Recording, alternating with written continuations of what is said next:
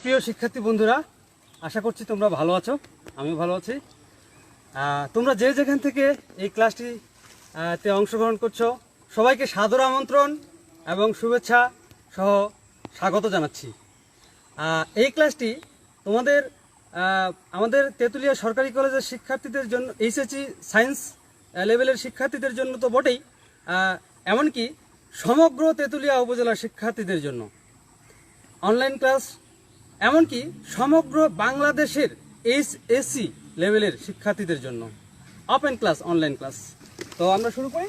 আমাদের গত ক্লাসে আমরা পড়েছিলাম হচ্ছে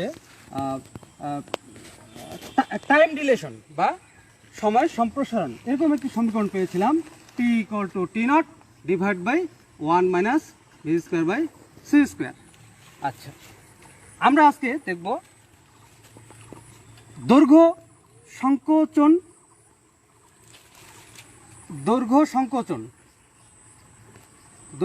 সংকোচন এটি পড়ব। শুরুতেই ধরা যাক যে প্ল্যাটফর্ম, রেল স্টেশনের প্ল্যাটফর্ম, ঠিক আছে। এই রেল স্টেশনের প্ল্যাটফর্মটি এরকম হবে ঠিক দেখতে। এই প্ল্যাটফর্মটির এই মাথাটা হচ্ছে এ মাথা আর এটা হচ্ছে বি মাথা। তুমি প্ল্যাটফর্মে দাঁড়িয়ে বা বসে স্থির অবস্থায় আছো। এখন তুমি এই প্ল্যাটফর্মের দৈর্ঘ্য মাপার চেষ্টা করছো বা মেপেছো। একটা ফিতা দিয়ে দৈর্ঘ্যটা মাপলা, এটা ধরে নিলাম এল নট, যেহেতু স্থির কাঠামোতে বসে আছো। আচ্ছা, এখন একটি ট্রেন যদি ভি বেগে এই প্ল্যাটফর্মটিকে অতিক্রম করে টি সময় নেয়, তাহলে এল ইকুয়াল টু ভি টি আমি নির্দ্বিধায়, নির্ভয়ে এবং নিঃসংকোচে বলতে পারি। আচ্ছা, তাহলে এখন ধরা যাক যে এটা তো তোমার বাবার দৈর্ঘ্য, তুমি স্থির কাঠামো থেকে, প্ল্যাটফর্ম থেকে তুমি নিজের দৈর্ঘ্য মেপেছো। এখন তোমার বন্ধু মাপবে কোথা থেকে? ট্রেনে থাকা অবস্থায় তুমি প্ল্যাটফর্মে বসে থাকবে, তোমার বন্ধু প্ল্যাটফর্মের দৈর্ঘ্য মাপবে চলন্ত ট্রেন থেকে। ওকে, বুঝতে পেরেছো? চলন্ত ট্রেন থেকে। কিভাবে চলন্ত ট্রেন থেকে এই প্ল্যাটফর্মে মাপবে? দেখো, এই ট্রেন আসছে মনে করো ভি বেগে। এখন প্ল্যাটফর্মের এই মাথা থেকে এই মাথায় তোমার বন্ধুর যেতে সময় লাগলো, ধরে নিচ্ছি টি নট সময় লাগলো। তোমার বন্ধু কিন্তু ভাববে যে তোমার বন্ধু স্থির, প্ল্যাটফর্মটি বিপরীত দিকে গতিশীল ভি বেগে। সেক্ষেত্রে আমরা ধরে নিতে পারি L equal to V T nought. তোমার বন্ধুর মাপা দৈর্ঘ্য এইটা আর তোমার মাপা দৈর্ঘ্য হচ্ছে এটা। এটাকে 1 নম্বর সমীকরণ দেবো, এটাকে 2 নম্বর সমীকরণ দেবো। কেমন? এখন আমি কি করব, এই 2 নম্বর সমীকরণকে 1 নম্বর সমীকরণ দ্বারা ভাগ দিব। তাহলে 2 নম্বর সমীকরণকে 1 নম্বর সমীকরণ দ্বারা ভাগ দিলে বিষয়টি কীরকম দাঁড়াবে? এরকম হবে কিনা দেখো তো একটু। L by L nought equal to V T nought divide by V T. এখানে ভিভি ক্যান্সেল হয়ে যায়, L by L nought equal to দাঁড়ায় হলো T nought divide by T. Clear? এটি পেলাম, এটি রেখে দিলাম, এখানে এটি বক্স আকারে রেখে দিলাম। এরপরে L equal to L into L nought by L nought, এভাবে লিখতে পারি না? এলটাকে এল নট কাটা গিয়ে আবার এলে থাকে। আচ্ছা, আবার এটাকে L nought L by L nought এইভাবে লিখবো আমি। একটু পরে বুঝতে পারবা কেন লিখতেছি এভাবে। L by L nought equal to T not by T. তাহলে L not T not by T মান বসাই দিলাম। এখানকার যে মানটা L by L nought equal T not by T, এটা এখানে বসিয়ে দিলাম, এল টি নট বাই টি। আবার গত ক্লাসে আমরা শিখেছিলাম যে T equal to T naught root over 1 minus V square by C square, মানে টাইম ডিলেশন সমীকরণটি। তাহলে আমরা এখানে লিখতে পারি, এই পাশে এল আছে, এই সমীকরণটিকে এখানে নিয়ে আসলাম, L not T equal to T not by 1 minus V square by C square. তাহলে উপরে টি নট থাকবে আর নিচে এখানে আসছে হলো T not by 1 minus V square divide by C square. L not T naught এটা হয়ে যাবে into 1 minus V square by C square, তার উপর রুট, নিচে টি নট চলে যাবে। তাহলে টি নট কাটা যায়, তাহলে L naught one minus V square by C square, এখানে এল, এই যে L equal to L naught one minus V square by C square. এটা হচ্ছে দৈর্ঘ্য সংকোচনের বিখ্যাত সূত্র, দৈর্ঘ্য সংকোচনের সূত্র আমরা পেলাম। এটি আমি যে ব্যাখ্যাটি দিলাম আমার মতো করে আমি দিলাম, তোমাদের বইয়ে ব্যাখ্যাটি অন্যভাবে দেওয়া আছে, সেটা যেভাবে প্রমাণ করে দেওয়া আছে আমি সেটিও বলছি, তোমাদের যেটি ভালো লাগবে তোমরা সেভাবেই করবে, আমি সেটিও করে দিচ্ছি। তাহলে L equal to L naught one minus V square by C square root over, এখানে তোমার হচ্ছে এল হচ্ছে চলমান দৈর্ঘ্য আর এল নট হচ্ছে স্থির দৈর্ঘ্য, ঠিক আছে। আচ্ছা, এখন সূত্রটিকে আরেকবার প্রমাণ করব বইয়ের মতো করে। দেখো, ধরা যাক এখানে দুটো রেফারেন্স ফ্রেম, একটা হচ্ছে এস রেফারেন্স ফ্রেম আর একটা হচ্ছে S prime reference frame. Clear? S reference frame সাপেক্ষে এস প্রাইম রেফারেন্স ফ্রেমটি ভি বেগে চলমান, ভি বেগে এই দিকে চলমান।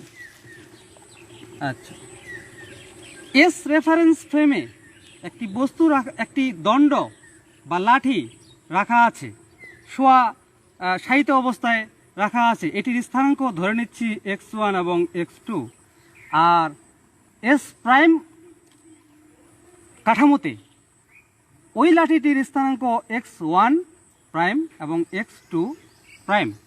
বুঝতে পারলে? আচ্ছা, এক্ষেত্রে আমরা লরেন্স রূপান্তর সমীকরণ থেকে পাই, কি পাই? x1 equal to x1 prime plus VT prime divide by 1 minus V square by C square, x2 prime sorry x2 equal to x2 prime plus VT prime. Lorentz বিপরীত রূপান্তর সমীকরণ, কিন্তু এটা লরেন্স বিপরীত রূপান্তর সমীকরণ 1 minus V square by C square. এটা 1 নম্বর সমীকরণ দিলাম, এটা 2 নম্বর সমীকরণ দিলাম। এখন 2 থেকে 1 বিয়োগ করব, 2 থেকে 1 যদি বিয়োগ করি তাহলে কি দাঁড়ায়? দেখো এই পাশে, ক্যামেরা একটু দেখাও একটু, এই পাশে 2 থেকে 1 বিয়োগ করব, x2 minus x1 equal to x2 prime plus VT prime divide by 1 minus V square by C square minus এখানে কি দাঁড়াচ্ছে x1 prime plus VT prime আর নিচে 1 minus V square by C square, এমনটি হচ্ছে, তাই না? আচ্ছা, এখন এখানে লসাগু হচ্ছে 1 minus V square by C square আর x2 prime plus VT prime minus x1 prime plus VT prime, sorry এখানে মাইনাস হবে, যেহেতু এখানে মাইনাস আছে মাইনাস, তাহলে ভিটি প্রাইম ক্যান্সেল, থাকলো এখানে x2 prime minus x1 prime divide by root over 1 minus V square divide by C square, আর বাম পাশে তো x2 মাইনাস x1 রয়েছেই, x2 মাইনাস x1। আচ্ছা, এখন দেখো একটা মজার জিনিস, x2 মাইনাস x1 এটা কোন কাঠামোতে দৈর্ঘ্য দেখছিলাম আমরা? নিশ্চয়ই স্থির কাঠামোতে। স্থির কাঠামোতে দৈর্ঘ্য তো হলো L naught. x2 prime minus x1 prime এটা কোন কাঠামোর স্থানাঙ্ক? নিশ্চয়ই গতিশীল কাঠামোতে, এস প্রাইমের কাঠামোতে লাঠিটার দৈর্ঘ্য, এটা অনলি এল। এক্ষেত্রে আমরা মানগুলো বসাই দেবো। এখন এটা এল নট ধরে নিচ্ছি, তাহলে এল নট ধরে নিলে এখানে কি দাঁড়াচ্ছে? এল নট বসাবো আর উপরে এল আর 1 minus V square by C square তো আছেই। এক্ষেত্রে এই সমীকরণটাকে আরেকটু গুছিয়ে লিখবো, গুছিয়ে লিখলে কি দাঁড়ায় দেখো, এটাকে বজ্র গ্রহণ করো এল, তাহলে L equal to L naught root over 1 minus V square by C square. এই যে দৈর্ঘ্য সংকোচনের সূত্র চলে এসেছে আমাদের, বুঝতে পেরেছ? এখন এই সূত্র দিয়ে আমরা একটি মজার ম্যাথ করব। দেখো, ধরা যাক এটি একটি রকেট, দেখতে পাচ্ছ রকেট, এই রকেটটার দৈর্ঘ্য হচ্ছে 100 সেন্টিমিটার, 100 মিটার ধরে নিচ্ছি। এই রকেটটার দৈর্ঘ্য হচ্ছে 100 মিটার।